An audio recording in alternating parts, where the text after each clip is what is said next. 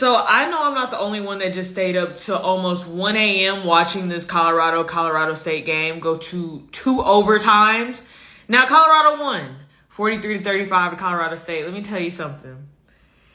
The minute Shedeur starts showing his watch, you just know you're not doing good once this happens. He threw for 38 for 47, 300-something yards passing, 4 touchdowns. They were down by 11 in the fourth quarter. We're pretty much at a 2-minute drill at this point. And I know for a lot of us, we're thinking, hey, the game is over. This is done. Colorado State did it. Like, they beat them. He walks the ball down 98 yards. They were on the 2-yard line starting that 2-minute drill, essentially in the fourth quarter, to force the overtime. Then you go get the 2-point conversion. You can say what you want. You can say what you want. But this is exactly why I said when you start talking about clothes and not X's and O's, stuff like this happens. You lose a lead. And now this man's showing his watch. Shedeur Sanders played amazing. Amazing. I think he showed so much grit and resiliency when his O-line wasn't playing great. To go down there and walk the ball 98 yards in a crucial, you must score situation, you must score and get the 2-point.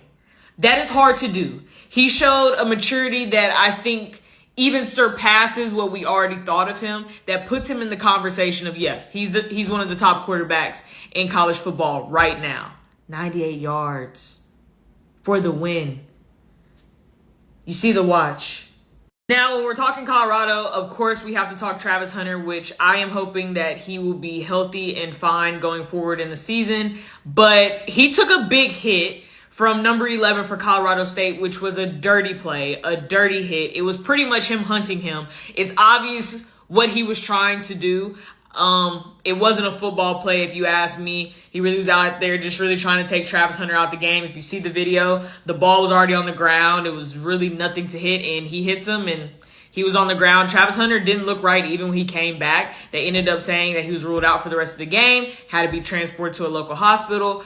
But that was really, to me, the theme of Colorado State a lot of the game. Personal fouls. They had over 10 personal fouls. Just doing unnecessary hits. I get that you have to have this underdog mentality, but there's one thing to have that mentality, and there's one thing to go out there and really be trying to hurt people and play dirty. And this was one of those plays in the game that I just was like, come on. Like, let's play football. Let's not do this. Nonetheless, I said the entire night that I felt like Colorado was struggling to throw the ball. They did a lot of screens, a lot of flats. I didn't really understand that. Eventually, Michael Harrison, their tight end, said, I'll take over the game for us. I'll do the heavy lifting. Get me the ball. And our boy ended up looking like a Colorado version of Travis Kelce. Like, he was out there winning them the game when need be. He was always open. I mean, it was to the point, you see him, he's like, what else can I do? He's getting the 2-point conversions for him. He had a huge night. And hopefully he's on some people's draft boards after this night he just had. And y'all know we got to talk about Shiloh's pick six. He jumped the route perfectly and was finna high step to that end zone until he saw he was getting hogged down. But a pick six nonetheless. Before I go critiquing Colorado State, I give a lot of credit to 14, Torrey Horton right here. Over 133 yards, catching, and I think one touchdown, a big 2-point conversion. This man was unstoppable tonight. He was giving Colorado DBs the business. If this game doesn't put him in the first round of draft boards, I don't know what else is there. I mean, he has the speed, the athleticism, his hands. Torrey Horton was out there making a name for himself. He already had one, but he really just put it over the top with the play that he had for Colorado State tonight. He was unstoppable. Now, I'm going to tell you why I feel like Colorado State lost this game. They had the decision in the overtime. You get the score. You could go for 2 and win this game. Or you could kick this field goal and force a second overtime and allow Shedeur Sanders, who just walked the ball 98 yards, to get the ball again. What do? They kick the field goal. Why would you not go for the 2? You fought this hard to try to beat them. You were up. Go for the 2. Leave all the chips where they fall at this point. Because to be honest, if you don't go for the 2, the momentum is already gone from you now. You were already up and you lost it. They should have went for the 2. So this look that he had, that Coach Jay Norvell had, very much warranted, because you gave up this lead, and instead of staying aggressive, You got a little kind of tight about it, got a little scared and started playing a little safe when you should have went for the 2. And maybe we're talking a different story right now. Not to mention, I also feel like Colorado State only had one play this entire game, which was, it seemed like this. And all they were doing was shallows and crosses. I didn't understand why Colorado's defense never adjusted, because it was at a point where I felt like every play was just a shallow cross.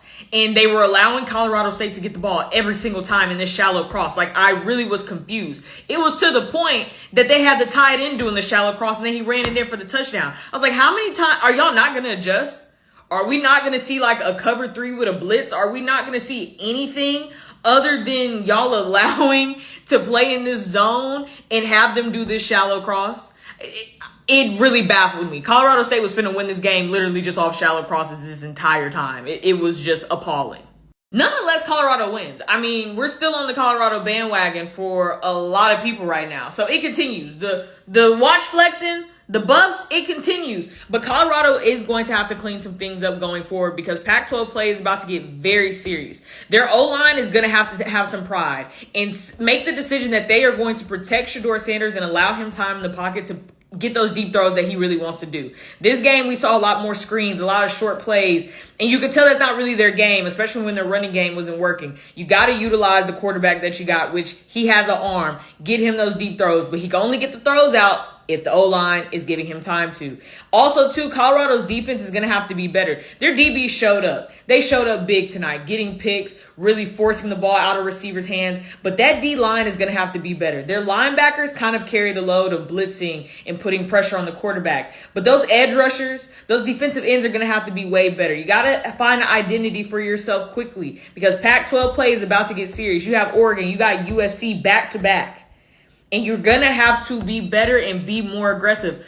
But you celebrate this win because guess what? Colorado has already beat history from last year because they only won one game last year. They won 3 now. They're on the right track. But I love it. I love that they won. I love that at the end of the day, sunglasses and hats don't matter. Only the wins.